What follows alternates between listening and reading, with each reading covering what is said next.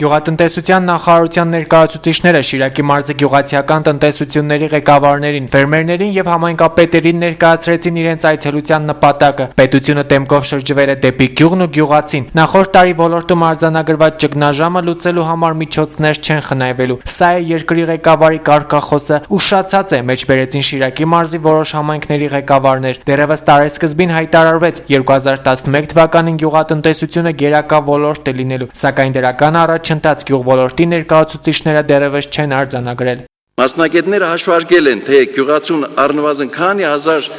դրամ է նախնական գումար է անհրաժեշտ գյուղատնտեսական աշխատանքների ընթացքն ապահովելու համար։ Գերակշիռ մեծամասնությունը զուրկ է այդ գումարներից։ Փաստը մնում է փաստ, որ ամբողջ հանրապետության դες առանցել է ոչ բարվող վիճակի ֆոնի վրա, Շիրակի մարզը ամենավատ վիճակում է գտնվում։ Եվ աղքատության մակարդակն է ամենաբարձրը, եւ գյուղատնտեսության ցուցանիշները այդպես երևելի վիճակում չեն, եւ մարդկանց եկամուտների մակարդակը այդքան բարձր չի, եւ արտագնացությունն է շատ մեծ, այսինքն բավականին մենք հիմնախնդիրներ ունենք։ Շիրակ հայրենակցական միության նախագահ Թելման Սարոյանն անդրադարձավ ցանկատարածությունների կրճատման խնդրին։ Շիրակի մարզում անմշակ է մնացել վարելահողերի շուրջ 40%-ը։ Գյուղացին շարունակում է միայնակ կռվել հողի հետ, իսկ պետական մակարդակով աջակցությունը տեսանելի չէ։ Գյուղացին նախորդ տարվա փորձը աչքի տակ ունենալով այս տարի հող մշակել չի ցանկացել։ Իսկ ինչ է նշանակում հողի չմշակում։ Մասնագետները շատ լավ գիտեն, դա ոչ թե մենք պահում ենք, որպեսզի հողը հանգստանա, որպեսզի ցանկաշրջանառություն կիրառենք։ Այդ պարզապես չի մշակում։ Իսկ մշակված պարագայում հողը կամաց արդեն կորցնում է իր բերությունը, փոշիանում է, էրոզիայի ենթարկվում եւ ստացվում է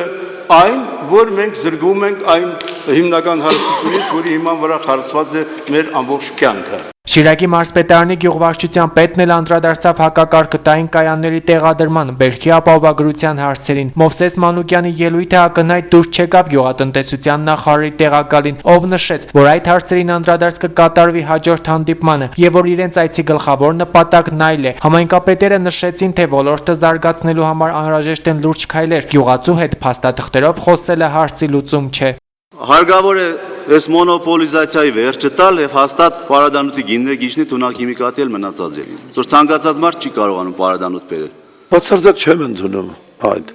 տեսակետը, այս պահին էլ հնչեց նման խոսակցություն Ազատանի համայնքի ղեկավարի կողմից, պարոն Կիլիկյանի կողմից, թե ինչու կոոպերացիա, որը դեռ սովետական տարիներից առաջ, սովետական տարիներին եղել է, բայց իրեն գործունեությունը Խոսքը վերաբերվում է մեր երկրում ազատ շուկայական հարաբերություններ են ձևավորված եւ ցանկացած իրավական ձև իրեն մեր պետության օրենքների հարիր պայմաններում կարող է գործել։ Ագրոբիզնեսի զարգացման հիմնադրամի ղեկավար Սևակ Մանուկյանը մարզի գյուղատնտեսներին առաջարկեց զբաղվել անասնապահությամբ, պնդելով, որ կաթի մտերման հարցում խնդիրներ չեն առաջանա։ Առաջարկությունը դուրս չեկավ ֆերմերներին, պայմանագիր կնքել գործարարների հետ գյուղացին չի ցանկանում, ոչ այն պատճառով, որ ձեռնտու չէ, այլ վստահության պակաս կա։ Մեկ անգամ գյուղացին հավատաց կառավարության խոստումներին, երկրորդ անգամ նույն կետը չի մտնի, այսպես հակադարձեց Ազատանի գյուղապետը։